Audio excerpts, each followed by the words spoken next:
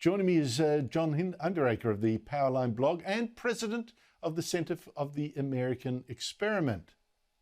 John Hinderaker, great to see you again. Thanks for coming on. This debate, I mean, to me it seems that Nikki Haley has been soaring up and up and up. I mean, she's way behind Donald Trump.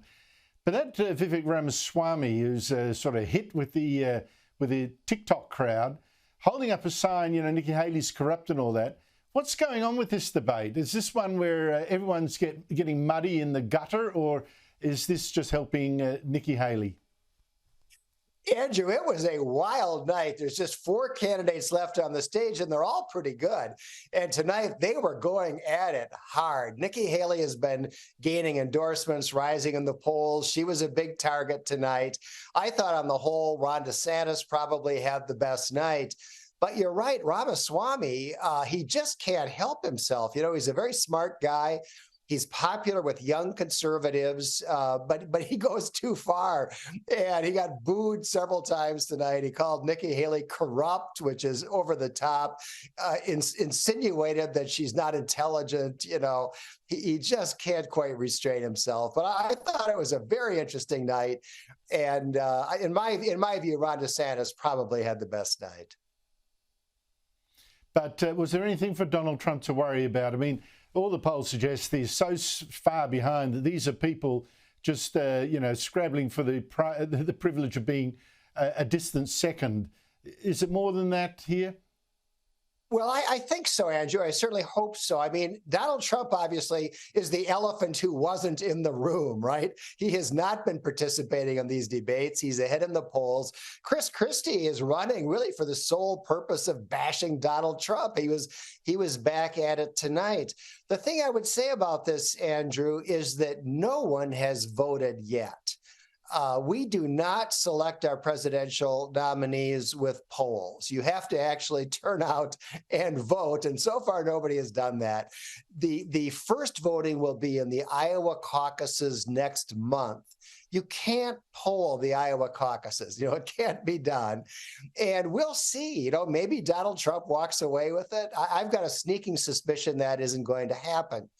And if somebody else like DeSantis or Haley actually wins the Iowa caucuses, then I think it's a brand new ball game. Then I think people stop talking about the polls and start talking about the votes. And then the next primary is New Hampshire, and we'll see what happens there. So, you know, maybe Donald Trump walks away with it like he did in 2016, but then again, maybe he doesn't. And I don't think the polls are telling us all that much about how Republican primary voters are actually going to turn out.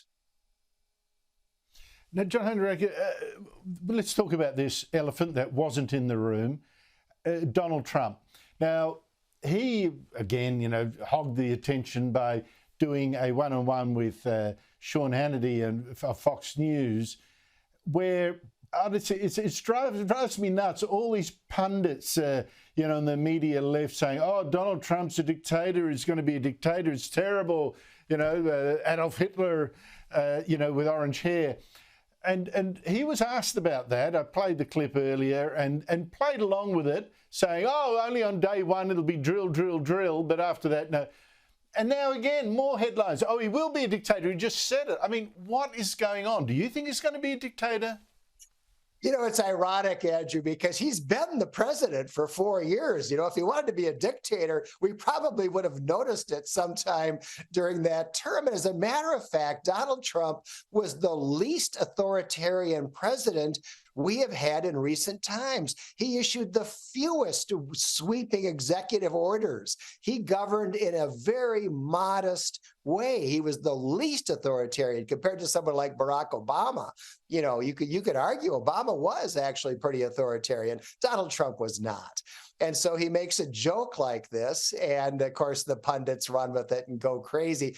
The president of the United States does not have dictatorial powers, okay? You can't come into office and announce that you're a dictator. It can't be done. It's not going to be done. And once again, people are just massively overreacting when Donald Trump makes a joke.